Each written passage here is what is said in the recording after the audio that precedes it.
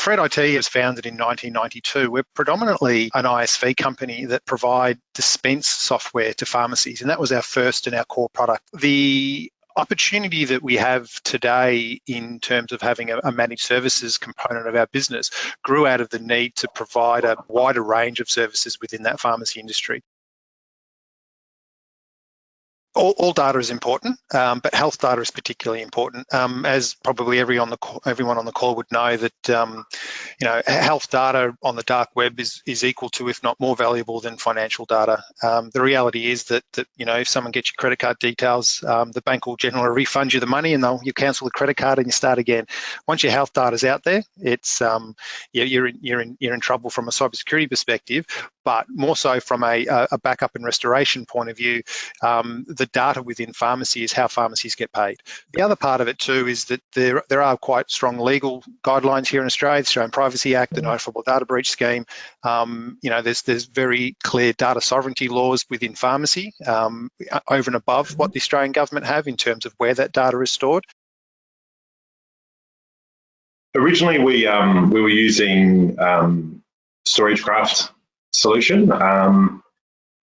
So we were using Shadow Protect back 10 years ago when it was a really good product, and I guess it still is in some respects, but it was no longer meeting our needs. But originally when we chose it, we didn't really have a cloud storage requirement. We're doing on-site backups, and that really suited our purpose at the time. But there was a lot of challenges with it. Visibility was a big problem. We had to go to we had two different systems running, so that was an issue, going flip-flopping from one to the other. They have two distinct components to their backup software, so that was an issue. When the cloud side of things sort of became a bit more prevalent and cloud storage became more of an option, we started file and folder backups with SolarWinds. So we had all sorts of different issues with the technology as well. Things like backup chains being broken. So one file gets damaged or doesn't back up properly, and you have to either go back and fix that chain from scratch, or start the whole process again, which is obviously very time consuming. So there's a lot of things that led us to this consolidation that we've done, which is moving everything over to the SolarWinds solution. It solved a lot of problems in one hit for us. We're definitely we've got a much better visibility. We know where the data is. If there's an issue, we can see it straight away, and we know what we need to do to resolve it. Everything that I've talked about earlier, from a customer perspective, that was just unacceptable.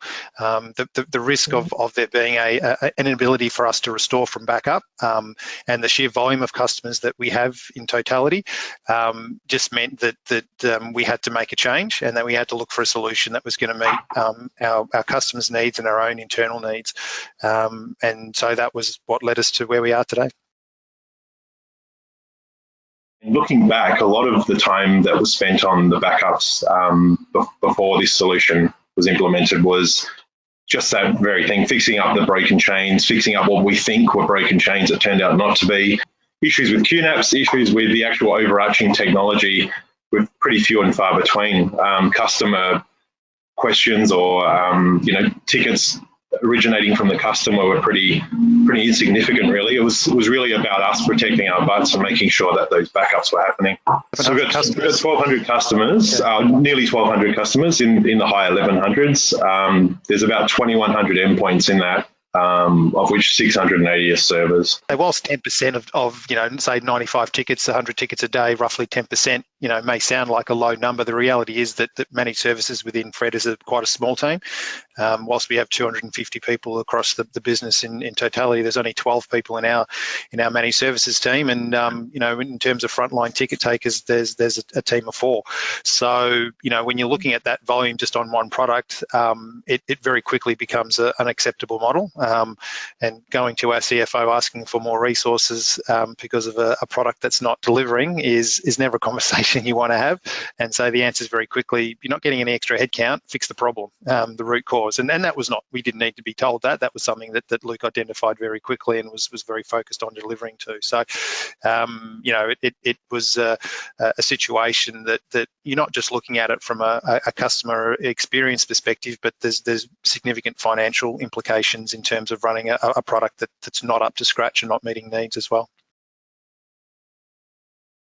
And just from a staff engagement perspective, and giving opportunities for staff, as Luke mentioned, there's the product side of it, but you know, we do regular engagement surveys, and we're tracking how staff feel about you know, their role and how happy they are, and what motivates them, and what we can do more to make it a good workplace to be at. And so for us, when team members are absolutely strapped, doing nothing but taking tickets all day, it makes it very difficult to invest in them for their own career development. And by making this change, it's allowed us to invest in giving them more time to learn new skills, to go on training courses. And so the level of engagement from team members in totality improves as well. So by addressing the root cause issues of why there's so many tickets and putting in a product that delivers to expectations across the board, has multiple benefits from a staff engagement perspective, financial perspective, and as Luke talked about, the labour and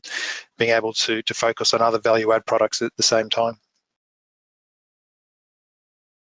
Generally, pharmacists who are clinical healthcare professionals, you know, they're not excited by backup. They're not excited by those sorts of products. They're not the sorts of things, oh, look, I'm getting a new backup solution. I can't wait to tell everybody. It's you know, you know, we love the tech and we're interested in it, and it's exciting for us. But from our customers' perspective, what they're actually buying is peace of mind, and wanting to have a good night's sleep. And so, you know, and that's just not for them, but that's for us as well. And Luke and I have had many conversations when we were flagging some of these issues initially, where you know, you do have restless nights because you think, you know, if one of these stores has an issue and we're not able to restore it, it's not a good situation to be in. And so, you know, by having that, it buys that peace of mind for us, which then translates to a confidence that the customer has peace of mind